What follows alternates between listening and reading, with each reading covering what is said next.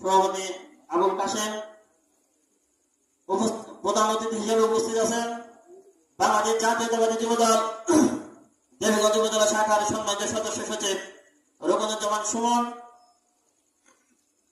বিশেষ অতিথি হিসেবে উপস্থিত আছেন বাংলাদেশ জাতীয়তাবাদী দল তেত্রিগঞ্জ ইউনিয়ন শাখার সম্মানিত সভাপতি আব্দুল রাজ্জাক খান। আরো বিশেষ অতিথি হিসেবে উপস্থিত আছেন বাংলাদেশ জাতীয়তাবাদী দল তেত্রিগঞ্জ ইউনিয়ন শাখার সম্মানিত সাধারণ সম্পাদক আবু মোতালেব বাবুল।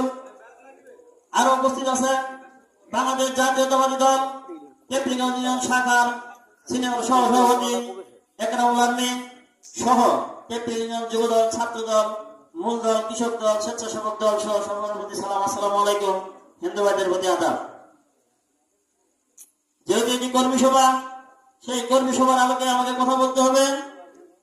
আমি এই ইউনিয়নের যুবদলের সাংগঠনিক সম্পাদক হিসাবে এই 1, 2 ও 3 নং ওয়ার্ড যুবদলের সভাপতি সাধারণ সম্পাদকের উদ্দেশ্যে কিছু কথা বলতে চাই।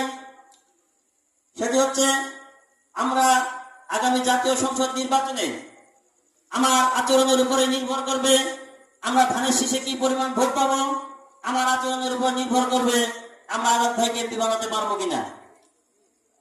সেদিকে লক্ষ্য করে আমাদের শুধু আচরণটি ঠিক রাখলে হবে না, সেই আচরণ ঠিক রেখে আমাদের যুবদলকে বলা হয় বাপের বড় ছেলে। সেই বাপের বড় ছেলে হিসাবে সংসারের যে ভার আসে, গার্জিয়ান হিসাবে সংসার চালানোর যে দায়িত্ব আমরা যুবদল নেই অথবা পরিবারের দায়িত্ব নেই, তারই ধারাবাহিকতায় যুবদল তেত্রিগঞ্জ বিএনপির দায়িত্বভার নিবে।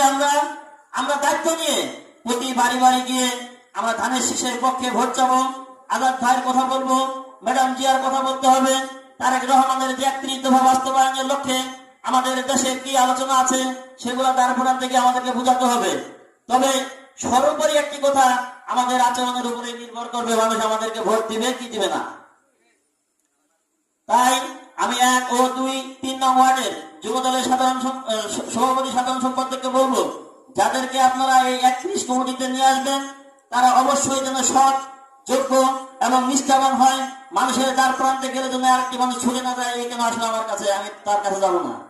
এমন লোককে আপনারা দায়িত্ব দিবেন, এমন লোককে আপনারা কমিটিতে নিয়ে আসবেন, সে যেন একটা লোকের কাছে গিয়ে বোঝানোর সক্ষমতা রাখে এবং কি তার কথা যেন এই ওয়ার্ডের বিএনপি অথবা সাধারণ জনগণ যেন কথা শুনে এবং কি আমাদের দলে যোগদান করে এবং কি আমাদের ধানের শীষের পক্ষে ভোট দিয়ে আগামী রাষ্ট্রনায়ক তারেক রহমানের 31 দফা বাস্তবায়নের স্বার্থে ফোরাত হোসেন আজাদ ভাইয়ের নির্দেশনায় যে কর্মসূচি আমরা হাতে নিয়েছি তার এই ধারাবাহিকতায় আজকের এই কর্মসূচি